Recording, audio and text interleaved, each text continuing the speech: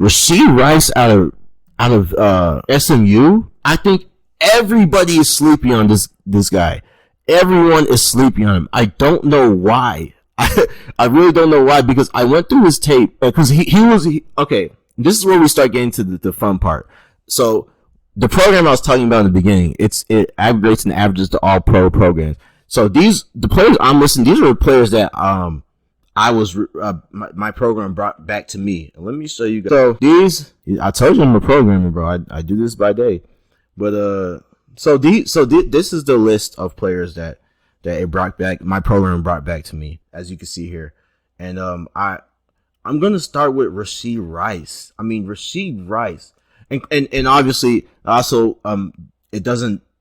Some of these players didn't do all their the drills and some of the measurements that were at the combine. So whichever player, all these side dashes here that I show are just players that, you know, they just didn't do it. We don't have that information on them. I couldn't find the information on them. So, but and I even tried to exclude most players like that because I didn't want to, kind of just murky it, because some of these players are on here because they don't have all the other things that would disqualify them as well, versus other players that did everything. So that's something to take account and take what I'm saying and, make your own error test for it as well. But Rashee Rice, receiver out of SMU, and people don't want to talk about it. I don't know why, but SMU has produced really good receivers lately. Emmanuel Sanders, Cole Beasley. There's another SMU receiver, I forgot his name, but they've produced really good NFL receivers, really good. And it's I don't know why, I don't know how, but they just produced some really decent NFL receivers. I'm looking up the whole receiver list right now. Especially as of lately, they've been really doing it as of lately. James Prochet as well. Good punt returner. Cortland Sutton, that's the person I forgot. Cortland's, like, these are some really good receivers in the league right now. Some really good receivers in the league. So, so, and I think Rashee Rice is right next to them. Rashee Rice, if you look up some of his highlights, I mean, it's pretty amazing. He's also like receivers that in college have major production. And I know I just was shitting on Jordan Anderson, which I really wasn't trying to, but I'm talking about with this, production that matches the, production that matches the major measurements and everything. So Rashee Rice I have here, he's about 6 feet tall, 6'1", possibly 6 feet and 6.5 feet almost, 204 pounds, which is pretty nice, pretty solid. Has a 9.48 hand size, 9.48 inches hand size, 32 and above, a little bit above a half arm length. He ran a 4.51, which I know is around the same thing as Jordan Addison, but I don't know. He just looks more explosive on the tape.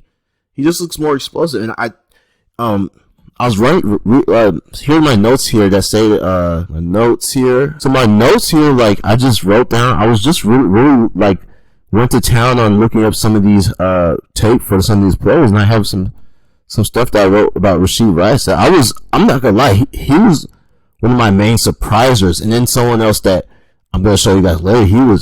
I don't know why he's not getting any talk as well. But Rashee Rice, he's a pretty good route runner. I'm not gonna say he's better than Jackson Smith and Jib, or he's a great route runner. He's a pretty decent route runner.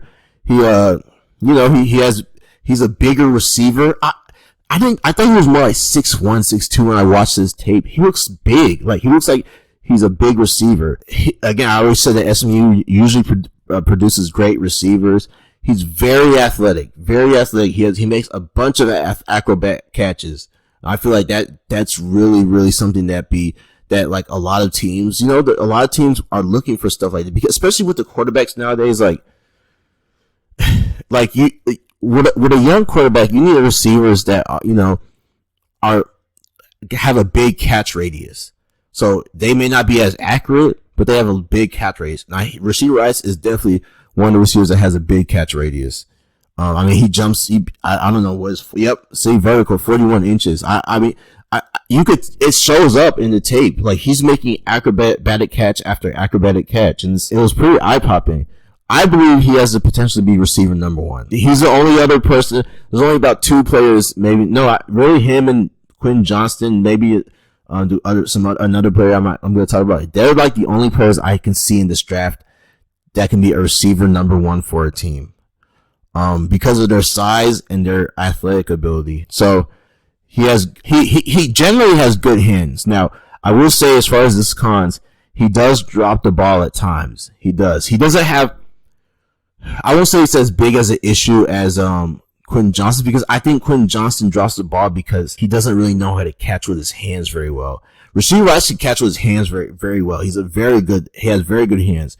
It's just, sometimes he suffers from concentration, looking before you're about to go or whatever. Like, he can catch the ball. It's just a little bit different. Like, he suffers from concentration jobs. So, and that needs to be cleaned up. Another thing I didn't like watching his tape is that he's not very consistent. There'll be sometimes he shows up and then sometimes he doesn't show up, and it's just like, or be like kind of weighing in and out of the, throughout the game. I don't know if that's SMU's game plan or if the quarterback is not, looking at his way or whatever, but sometimes it'll be like one game he looks like the best receiver in college football. In this game he won't, he only get 2 catches or something. So I don't know what that's about, but yeah, that needs to be cleaned up as well. But overall, I really like Rashee Rice. He's one of my favorite receivers to watch in the league. In fact, let's look at some. So you can see right here, he's number 11 if you guys are looking for him as well. He's on the other side of the screen at the top right here.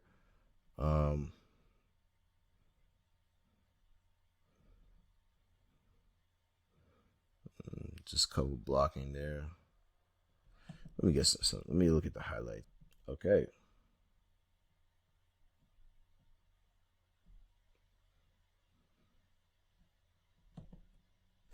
So this is what this is one of the things I'm talking about, okay? Look at this catch right here. That's an amazing catch. That's an NFL level catch right there. That was actually a really good ball too, because of the fact of how he had to fit it in there.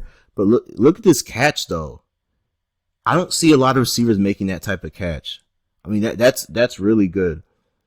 And so that's where and he does this time after time after time. So that's where, I don't get why he's not getting the same recognition. Even this catch, right, it was out of bounds, but this catch was spectacular.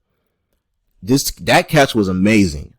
It was out of bounds, and I think he ended up bobbling it anyways, but that's the type of talent he has, as far as, like, just look at it. Like, once he gets his hand on the ball, he's a threat to catch it.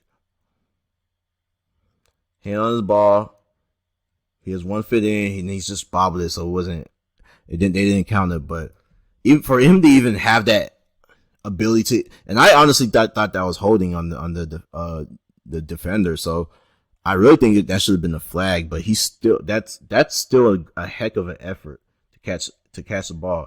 And even this right here, and that's why I was saying he's a decent route runner. Look at this route, cut back in. And then he gets the ball and makes some moves. And that's another thing. And that's another thing with him. He's good after the catch.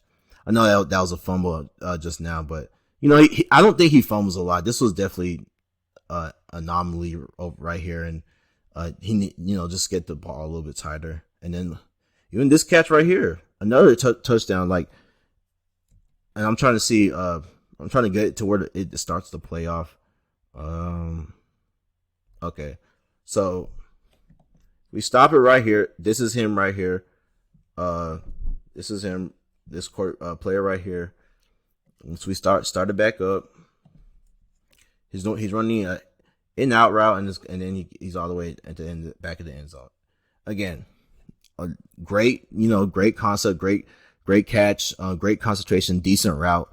I will say the con is that look at the talent he's kind of playing against. That was a pretty ball too. Look at the talent he's kind of playing against. University of Houston, they have University of Houston actually has some really good players, but they don't, they're not like the SEC or anything like that, but he's still, he's doing what he needs to do. He can only play who's on the schedule. So he's playing really well.